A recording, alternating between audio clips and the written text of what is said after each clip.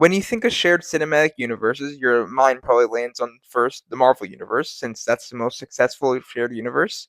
Or maybe the DC Universe, or the DCEU, or the DC Universe, out of all the millions of DC universes that exist.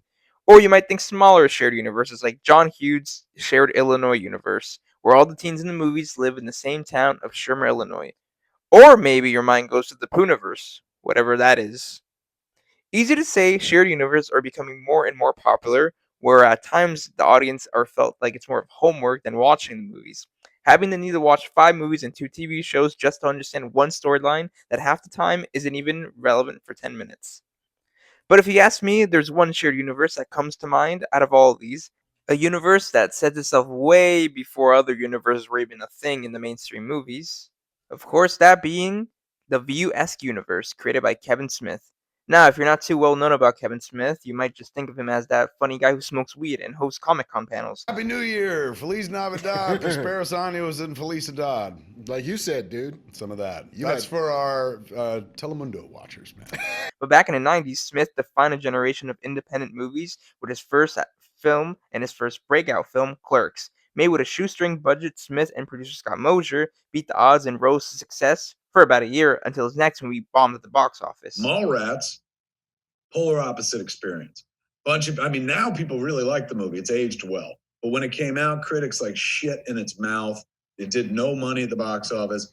But soon had a follow up that brought him back up, that being 1997's Chasing Amy.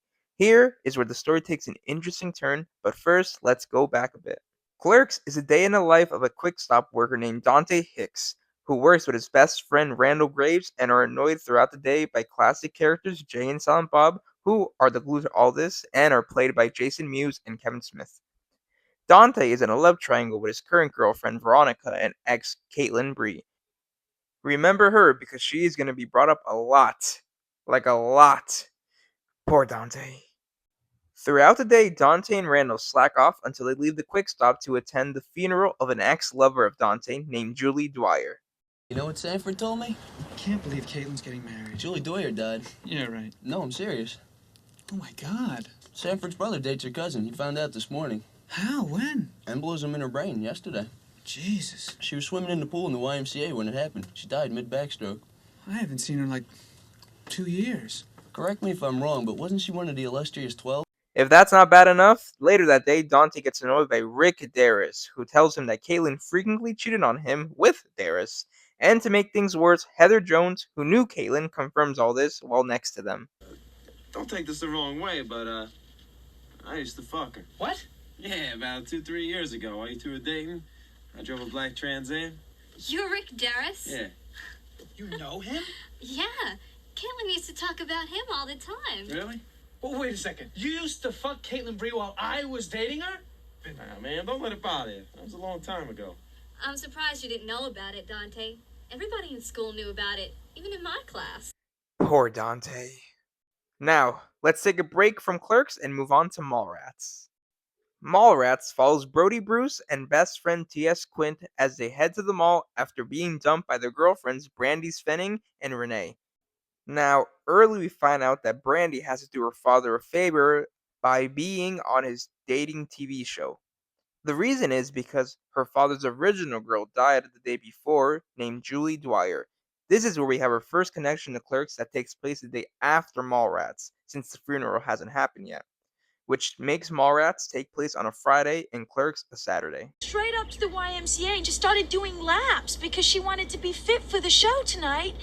And, well, in the middle of her 700th lap, this embolism popped in her brain and she dropped dead. Right in mid-backstroke.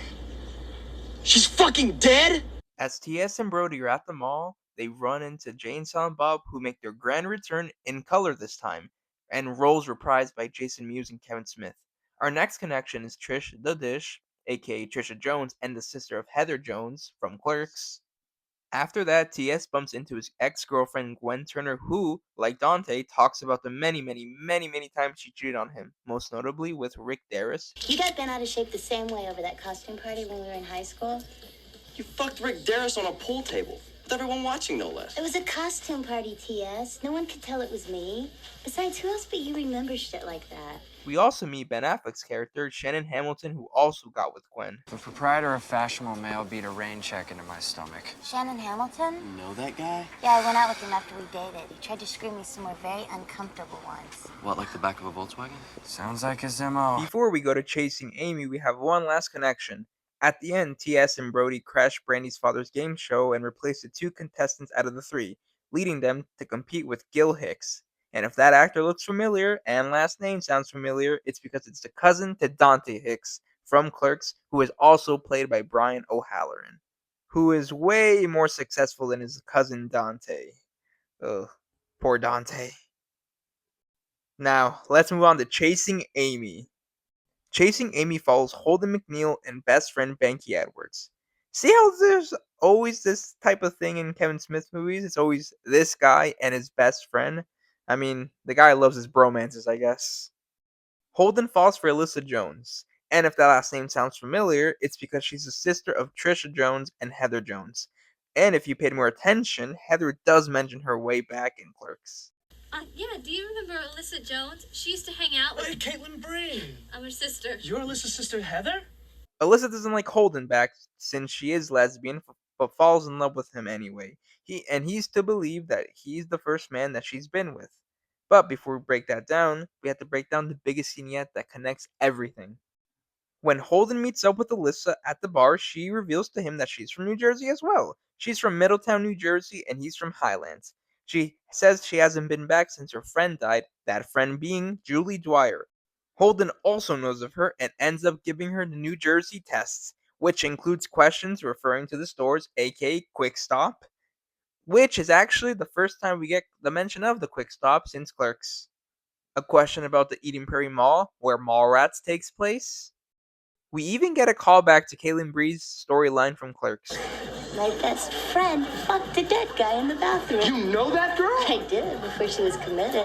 Later that night, Banky and Alyssa name sexual encounters that led to injuries, and one of the girls that Banky mentions is Brandy Svenning, T.S.'s girlfriend. It's all connected. Holden and Alyssa share a conversation about her previous love life, and one of the girls being Caitlin Bree. Physical penetration or emotional? Emotional penetration? Well, I fell in love hard with Caitlin Bree when we were in high school. Physical penetration. We had sex. Poor Dante. This movie really marks a turn, fully making people that have watched the previous movies feel like they did a good job and rewarding them with all these little details and references across the universe. We even get Brian O'Halloran again playing Jim Hicks, Dante's other successful cousin. Poor Dante. Holden finds out he's not Alyssa's first male partner, where a jealous Banky learns of her past by a friend named Coey London, who explains her nickname in high school, Fingercuffs, in a do the right thing style explanation outside the Quick Stop, where we get to see the Quick Stop in color this time for the first time since Clerks, except in color.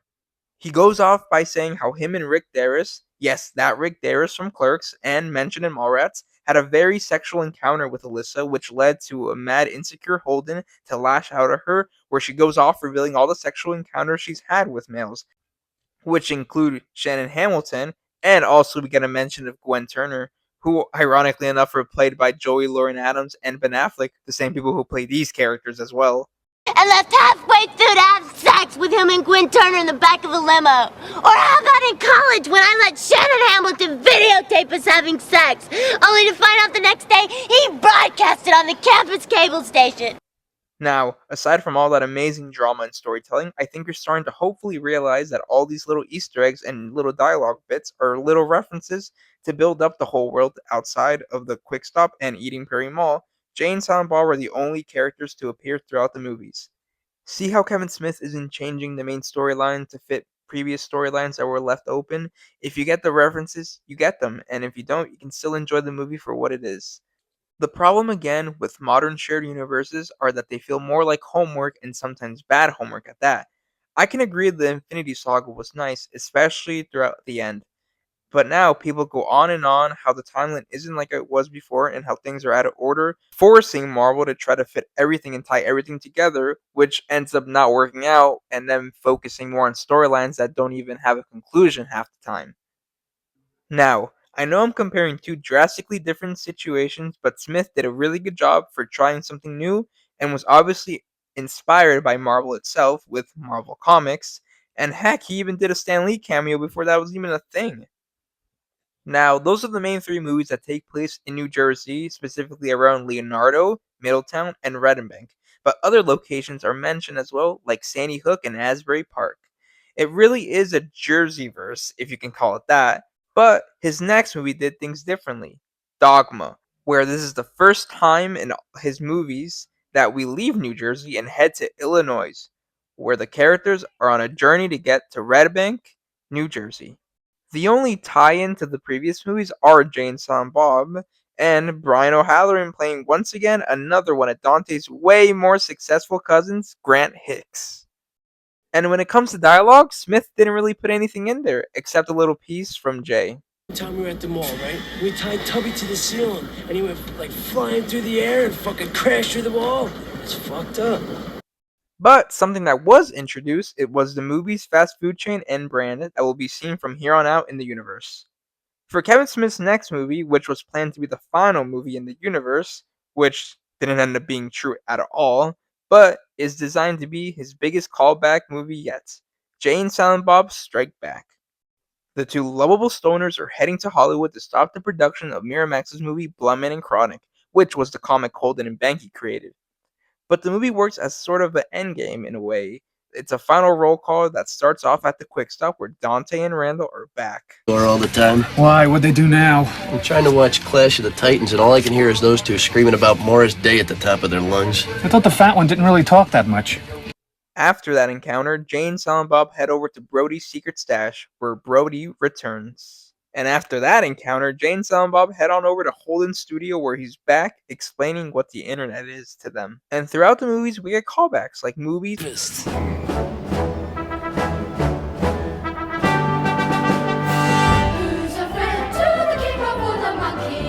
and the monkey Suzanne, which was teased at the end of Mallrats.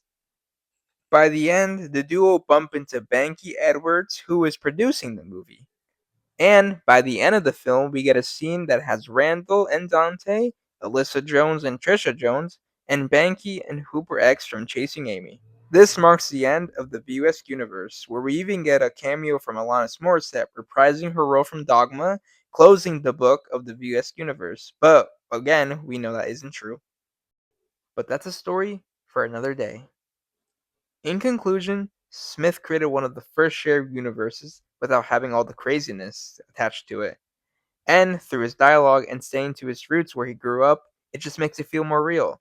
To the viewer, knowing these plays are real and knowing you can actually go to the quick stop, Smith really made something special and beautiful.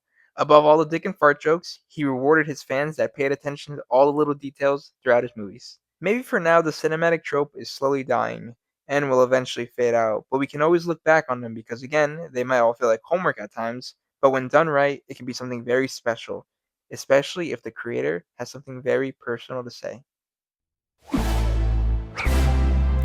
Snootch to the news!